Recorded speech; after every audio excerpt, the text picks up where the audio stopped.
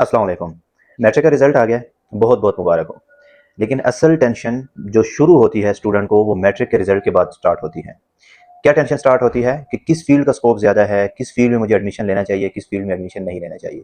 ये वो पॉइंट होता है जिसमें स्टूडेंट बहुत ज़्यादा कन्फ्यूज़ होता है, स्टूडेंट के पेरेंट्स बहुत ज़्यादा कन्फ्यूज़ होते हैं और बहुत से मशवरे हो रहे होते हैं, बहुत सी जगह पे जाके गाइडेंस लिए जा रहे होते हैं कि किस फील्ड में जाना चाहिए, किस फील्ड में नहीं जाना चाहिए। तो आज हम इसी पे बात करेंगे कि आपको किस फील्ड में जाना चाहिए। तो बेसिकली सबसे पहले हम बात करते हैं स्कोप की। स्कोप की अगर हम बात करें तो स्कोप बेसिकली किसी फील्ड का नहीं होता, स्कोप होता है इंसान का। अगर इंसान के अंदर अपनी कैपेबिलिटी है तो इंसान किसी भी फील्ड में जाके अपना नाम कमा सकता है। इसको हम एक एग्जांपल से क्लियर कर लेते हैं। हमारे आसपास जो हॉस्पिटल्स होते हैं, अगर हम मेडिकल की बात कर लें, सपोज कि मेडिकल डॉक्टर्स कितने होते हैं किसी एक हॉस्पिटल में, 3 4 5 6 या 8 10 जितने भी डॉक्टर्स हैं। लेकिन जब भी प्रेफरेंस दी जाती है वो हमेशा एक ही डॉक्टर को दी जाती है, या जब भी हम रिकमेंड करते हैं या हमें कोई रिकमेंड करता है तो वो एक ही डॉक्टर को रिकमेंड करता है कि आप फलां डॉक्टर के पास जाएं, वो बहुत अच्छा है। ये कमेंट पास किए जाते हैं उस एक डॉक्टर के बारे में, और वहां पे बहुत से डॉक्टर बैठे होते हैं, 4 5 8 10 डॉक्टर बैठे होते हैं, तो वो एक बंदे को प्रेफरेंस क्यों दी जा रही होती है?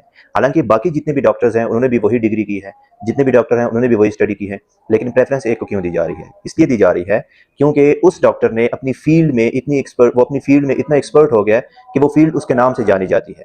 तो इसी तरह जब भी आप कोई भी बंदा जिसके अंदर कैपेबिलिटी होती है, वो जब किसी भी फील्ड में जाता है तो वो अपनी उस फील्ड को अपना नाम दे देता है। फील्ड की वजह से वो बंदा नहीं पहचाना जाता, बल्कि उस बंदे की वजह से वो फील्ड पहचानी जाती है।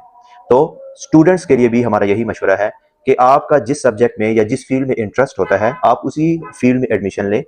किसी रिश्तेदार के प्रेशर में आके या किसी दोस्त को देखा दाखी आप एडमिशन ना लें। अगर आप एडमिशन लेते हैं मतलब गलत फील्ड आप चुन लेते हैं, गलत फील्ड में चले जाते हैं, फिर आपका इंटरेस्ट नहीं होता। जब इंटरेस्ट नहीं होता तो चीज़ें क्या हो जाती हैं, खराब हो जाती हैं।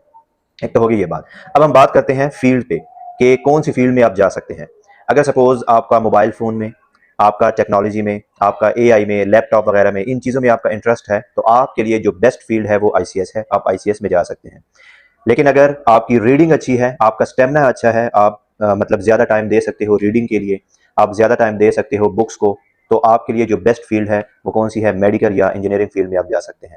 उसके अलावा अगर आपका इंटरेस्ट है मार्केटिंग में, आपका इंटरेस्ट, आपका माइंड जो है वो बिजनेस माइंड है, आपका माइंड जो है वो ग्राफिक्स का है, तो फिर आपके लिए कौन सी फील्ड अच्छी है? आप कॉमर्स में जा सकते हो। आप एफए करके अपनी स्किल को पॉलिश कर सकते हो, एडमिशन ले सकते हो, मतलब किसी भी आउटसोर्स में आप एडमिशन लेके ग्राफिक्स वगैरह या इस तरह की कोई भी स्किल जिसमें आपका इंटरेस्ट है, आप वो कर सकते हो। तो ये हमारे पास 3 4 फील्ड्स हैं जिसमें आप एडमिशन ले सकते हैं।